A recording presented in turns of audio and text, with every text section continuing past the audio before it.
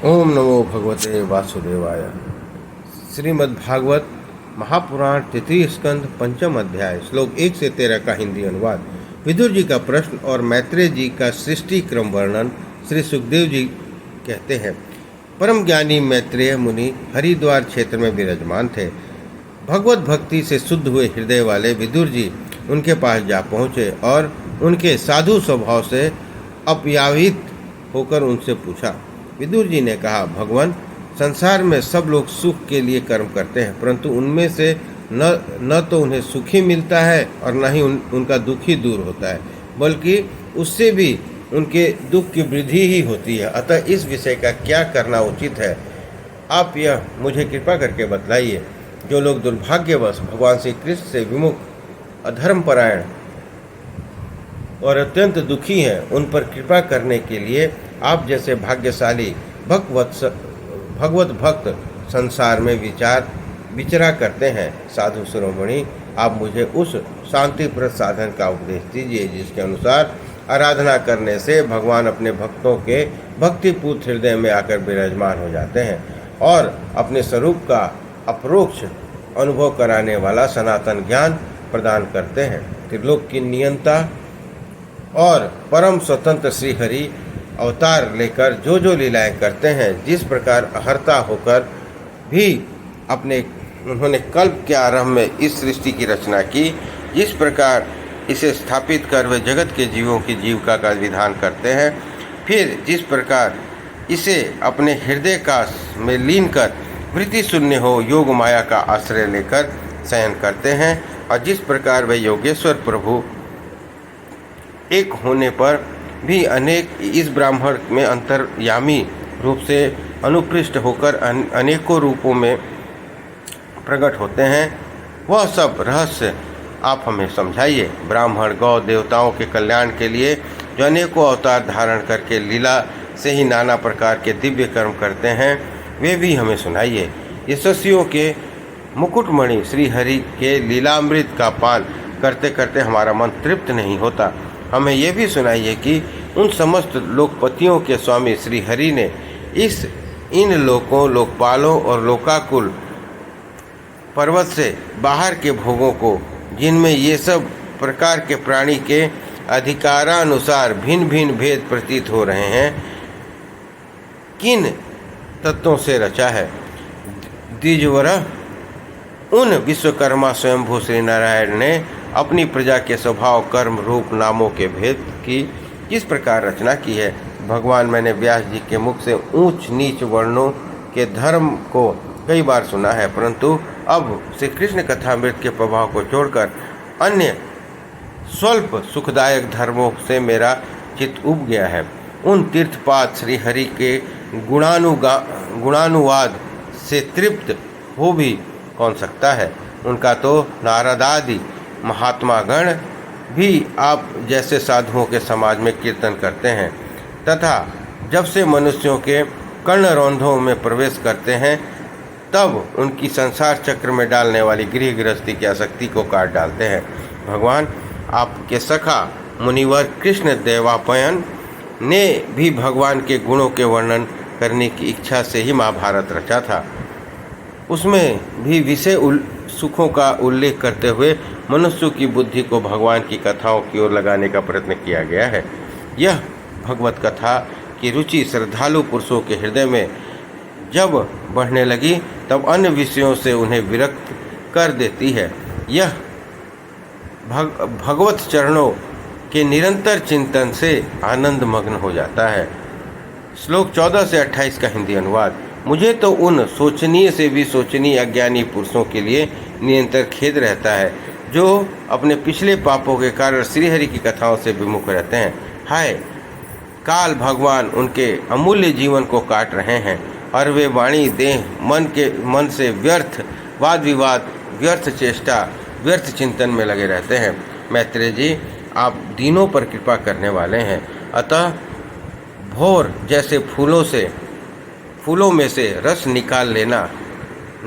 भौरा जैसे फूलों में से रस निकाल लेता है, उसी प्रकार इन लौकिक कथाओं में से इनकी सारभूतता परम कल्याणकारी पवित्र कीर्ति श्री हरि की कथाएं छाटकर हमारे कल्याण के लिए सुनाइए। उन सर्वेश्वर ने संसार की उत्पत्ति, स्थिति और संहार करने के लिए अपनी माया शक्ति को स्वीकार कर राम, कृष्ण आदि अवतारों के द्वारा जो अनेकों अलौकिक लीलाएं की हैं, वे सब मुझसे सुनाइए। सुखजीत जी कहते हैं, जब विदुर ने जीवों के कल्याण के लिए इस प्रकार प्रश्न किया, तब तो मुनि श्रेष्ठ भगवान मैत्रेय ने उनकी बहुत बड़ाई करते हुए यूँ कहा। मैत्रेय जी बोले, साधु स्वभाव विदुर जी, आपने सब जीवों पर कल्याण अत्यंत अनुग्रह करके यह बड़ी बात पूछी है। आपका चित्त तो सर्वदा श्री भगवान में ही लगा रहता है, तथापि इनसे संसार में भी आपका बहुत सुयश फैलेगा। आप श्री व्यास जी के औरस पुत्र हैं, इसलिए आपके लिए यह कोई बड़ी बात नहीं है। आप अनन्य भाव से सर्वेश्वर श्री कृष्ण के ही आश्रित हो गए हैं। आप प्रजा को दंड देने वाले भगवान यम ही हैं। मांडव्य ऋषि का शाप होने के कारण आपने श्री व्यास जी के वीर से उनके भाई विचित्र वीर की भोग पत्नी दासी के गर्भ में जन्म लिया। आप सर्वदा ही श्री भगवान और उनके भक्तों को अत्यंत प्रिय हैं, इसलिए भगवान निज धाम पधारते समय मुझे आपको ज्ञानोपदेश करने की आज्ञा दे गए थे। इसलिए अब मैं जगत की उत्पत्ति, स्थिति और लय के लिए योग माया के द्वारा विस्तारित हुई भगवान की विभिन्न लीलाओं का क्रमशः वर्णन करता हूँ। सृष्टि रचना से पूर्व समस्त आत्माओं के आत्मा एक पूर्ण परमात्मा ही थे, न दृष्टा था न दृश्य। सृष्टि काल में अनेक वृत्तियों के भेद में से जो अनेकता दिखाई पड़ती है, वह भी वहीं थे, क्योंकि उनकी इच्छा अकेले रहने की थी। वे ही दृष्टा होकर देखने लगे, परंतु उन्हें दृश्य दिखाई नहीं पड़ता था, क्योंकि उस समय वे ही अद्वितीय रूप से प्रकाशित हो रहे थे। ऐसी अवस्था में वे अपने को असत के समान समझने लगे, परंतु वे असत नहीं थे, क्योंकि उनकी शक्तियाँ ही सोई थी। उनके ज्ञान का लोप नहीं हुआ था। उस दृष्टा अदृश्य का अनुसंधान करने वाली शक्ति ही कार्य कारण रूपा माया है। महाभाग विदुर जी, इस भावाभाव रूप अवर्चनीय माया के द्वारा ही भगवान ने इस विश्व की रचना किया है। काल शक्ति से जब ग्रह त्रिगुणमयी माया क्षोभ को प्राप्त हुई, तब उन इंद्रियातीत चिन्मय परमात्मा ने अपने अंश रूप से उनके चिदाभास रूप बीज स्थापित किया। तब काल की प्रेरणा से उस अव्यक्त माया से महतत्व प्रकट हुआ। यह मिथ्या अज्ञान का नाश होने के कारण विज्ञान स्वरूप और अपने को सूक्ष्म रूप से स्थित प्रपंच की अभिव्यक्ति करने वाला था। फिर चिदाभास गुण और काल के अधीन उस महत्व ने भगवान की दृष्टि पड़ने पर उस विश्व की रचना के लिए अपना रूपांतर किया। श्रीमद् भागवत पुराण तृतीय स्कंध पंचम अध्याय श्लोक 29 से 44 का हिंदी अनुवाद। महत्व से विकृत होने पर अहंकार की उत्पत्ति हुई। जो कार्य अधिभूत कारण और कर्ता के रूप के कारण भूत, इंद्रिय और मन का कारण है, वह अहंकार वैकारिक, सात्विक, तेजसिक और तामस भेद के 3 प्रकार हैं। अतः अहंत तत्व के विकार होने पर वैकारिक अहंकार से मन और जिनसे विषयों का ज्ञान होता है, वे इंद्रियां के अधिष्ठाता देवता हुए। तेजस अहंकार से सूक्ष्म भूतों के कारण शब्द तन्मात्रा हुआ और उनके दृष्टांत रूप से आत्मा का बोध कराने वाले आकाश उत्पन्न हुआ। भगवान की दृष्टि जब आकाश पर पड़ी, तब उससे फिर काल, माया, चिदाभास के योग का स्पर्श तन्मात्रा हुआ और उनके विकृत होने पर उससे वायु की उत्पत्ति हुई। अत्यंत बलवान वायु ने आकाश के सहित विकृत होकर अन्य रूप तन्मात्रा की रचना की और उससे संसार का प्रकाशक तेज उत्पन्न हुआ। फिर परमात्मा की दृष्टि पड़ने पर वायु युक्त तेज से काल, माया, चिदंश के योग से विकृति होकर रस तन्मात्रा के कार्य जल को उत्पन्न किया। तदंतर तेज से युक्त जल ने ब्रह्मा का दृष्टिपात होने पर काल माया चिदंस के युग से गंध गुणमयी पृथ्वी को उत्पन्न किया। विदुर जी, इन आकाश आदि भूतों में जो भूत पीछे पीछे उत्पन्न हुए हैं उनमें क्रमशः अपने पूर्व भूतों के ही गुण और अनुग्रह समझना चाहिए। ये महतत्ववादी के अभिमानी विकार विक्षेप और चेतनांश विशिष्ट देवगण श्री भगवान के ही अंश हैं, किंतु पृथक पृथक रहने के कारण जब वे विश्व रचना रूप अपने कार्य में सफल नहीं हुए तब हाथ जोड़कर भगवान से कहने लगे। देवताओं ने कहा, देव, हम आपके चरण कमलों की वंदना करते हैं।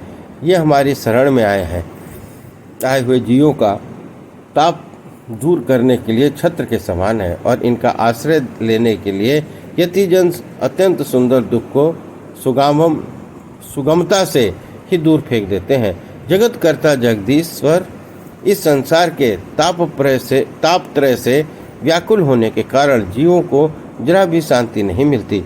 इसलिए भगवान, हम आपके चरणों की ज्ञानमयी छाया का आश्रय लेते हैं। मुनिजन एकांत स्थान में रहकर आपके मुख कमल का आश्रय लेने वाले वेद मंत्र रूप पक्षियों के द्वारा उनका अनुसंधान करते रहते हैं तथा जो संपूर्ण पापनाशनी नदी में श्रेष्ठ गंगा जी के उद्गम स्थान है उनके उन परम पावन पाद पद्यों का हम आश्रय लेते हैं। हम आपके चरण कमलों की उस चौकी का आश्रय ग्रहण करते हैं जिसे भक्तजन श्रद्धा और श्रवण कीर्तनादि रूप से परिमार्जित अंतःकरण में धारण करके वैराग्य पुष्ट ज्ञान से भल द्वारा परम धीर हो गए हैं।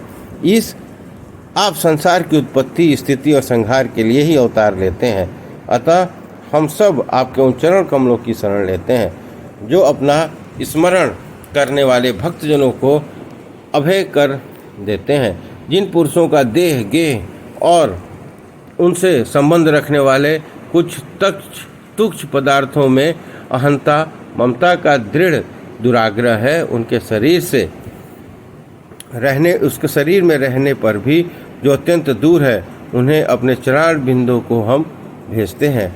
परम यशस्वी परमेश्वर इंद्रियों के विषयामुख रहने के कारण जिनका मन सर्वदा बाहर ही भटकता रहता है, वे पामर लोग आपके विलासपूर्ण पाद विनाश की शोभा से विशेषज्ञ भक्तजनों के दर्शन नहीं कर पाते। इसी से वे अपने चरणों से दूर हो जाते हैं, आपके चरणों से दूर हो जाते हैं। श्रीमद् भागवत महापुराण तृतीय स्कंद पंचम अध्याय श्लोक 45 से 50 का हिंदी अनुवाद। देव, आपके कथामृत का पान करने में उमड़ी हुई भक्ति के कारण जिनका अंतःकरण निर्मल हो जाता है, वे लोग वैराग्य जिसका सार है, ऐसा आत्मज्ञान प्राप्त करके अनायास ही आपके वैकुंठ धाम को चले जाते हैं।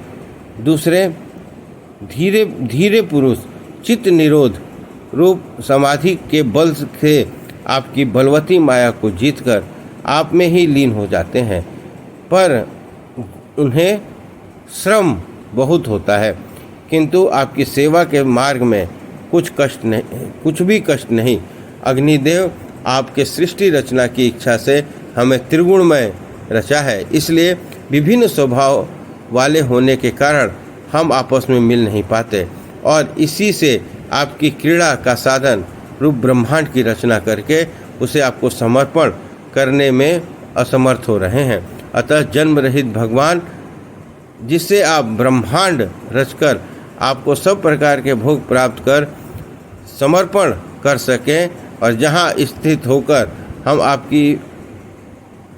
हम भी आपकी योग्यता के अनुसार अन्न जल ग्रहण कर सकें तथा ये सब जीव भी सब प्रकार के विघ्न बाधाओं से दूर रहकर हम और आप दोनों को भोग समर्पण करते हुए अपना अपना अन्न भक्षण कर सकें, ऐसा कोई उपाय कीजिए।